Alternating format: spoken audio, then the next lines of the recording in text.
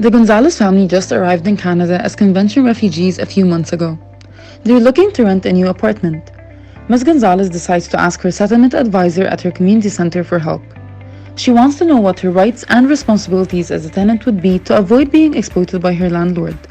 The settlement advisor starts telling Ms. Gonzalez what her rights under the Residential Tenancies Act, RTA, include.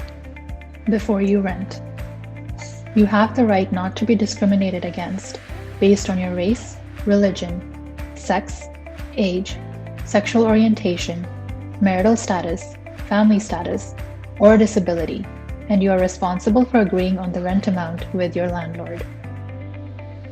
After you move in, your rights include a safe home that is in good condition, the ability to apply for tenant insurance to take care of expenses from unexpected damage, access to vital services such as heat, hot and cold water, electricity, and fuel, access to central air conditioning that is within reasonable temperatures if your rental unit has central air conditioning as a term in your lease, privacy, controlled rent increases, protection from illegal eviction, the ability to have children in your home, and having legal documents such as a written copy of your tenancy agreement, your landlord's legal name and address, and rent receipts.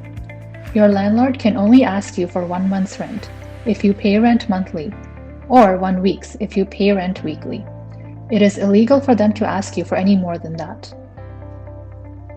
While eviction could sometimes be of concern, you must know your landlord cannot evict you for any reason that is not on the Residential Tenancies Act or the RTA. Common reasons for eviction could be owing rent. You will be given 14 or 7 days notice depending on whether you pay rent monthly or weekly, respectively. Causing damage. You'll be given 20 days on your first notice. Producing and/or selling illegal drugs. You'll be given 10 days notice. The landlord, their family, or caregiver wants to move in. You will be given 60 days notice. Or the landlord wants to use the building for something else or tear it down. You'll be given 120 days notice. For more details, check out CASSA's Legal Education for Refugee Women Toolkit.